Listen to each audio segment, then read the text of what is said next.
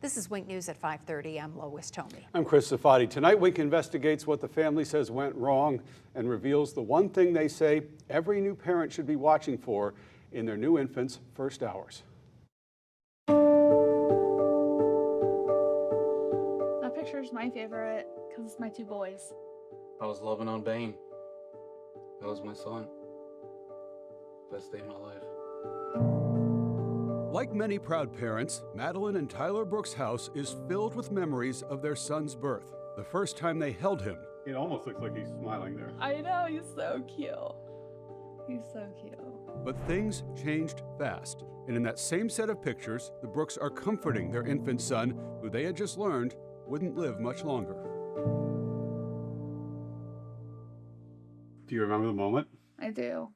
Tell me about it. I mean, it's incredible holding your son to your face like that. Unfortunately, that picture is our last picture as a family. We needed a picture because we didn't have any family pictures. So I knew if I wanted one, that was the time. The Brooks say they were holding baby Bane after doctors said there was nothing more they could do. And he appeared healthy at first? He did, yeah. So you also had to wait for him to die? Yeah.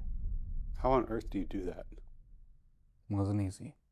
We truly made it our mission to love on him and to give him the most peace and comfort that we could provide him. Madeline says she knew something was wrong. After that first feeding, he began to get sick.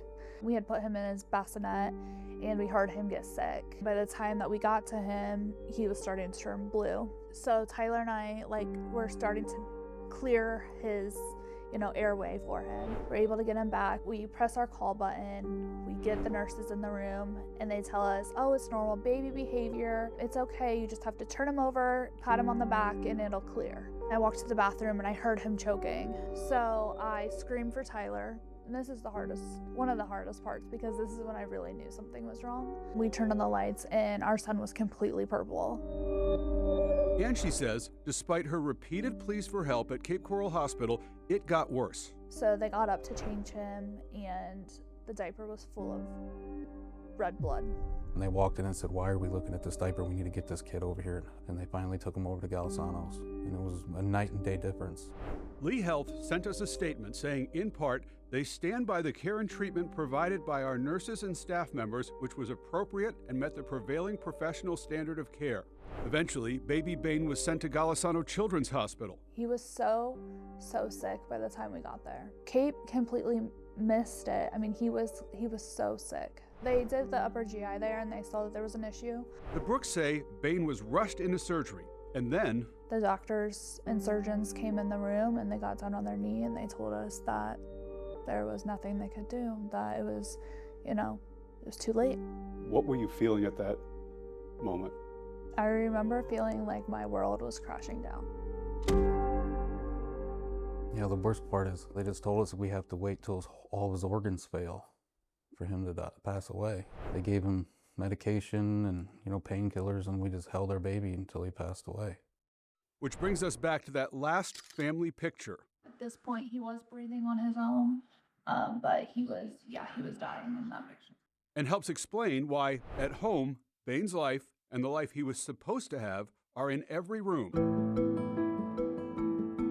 The mural on his nursery wall that he never saw. I find myself sitting in here sometimes just looking and thinking about the possibility of what life should have been. And the high chair where they celebrate his birthday and Christmas. For his birthday, his high chair was here with a picture and a candle, Christmas, things like that. So I do kind of use it as a memorial during family dinners. For this family, Bane is, and always will be, a part of their future. And they hope sharing his story will prevent other families from experiencing what they have, serving as the warning they wish they had been given. If your child is vomiting green or yellow bile, please have them check for intestinal malrotation. It is misdiagnosed, but it is common enough that people should know about it, common enough that doctors and nurses need to know the warning signs. The warning signs of a serious problem present at birth. So he had 4 twists in his intestines. intestinal model rotation or malrotation, a condition that, according to hospitals like Johns Hopkins, can be deadly. Hopkins' website says the condition causes parts of the intestine to settle in the wrong part of the abdomen, which can cause them to become blocked or twisted. The Brooks say someone should have known that. Instead, Bain lived 4 days, but never here, in this house, his home, where he'll always be larger than life. I like seeing him. I mean, he's my son. So I made him, we made him. I love him.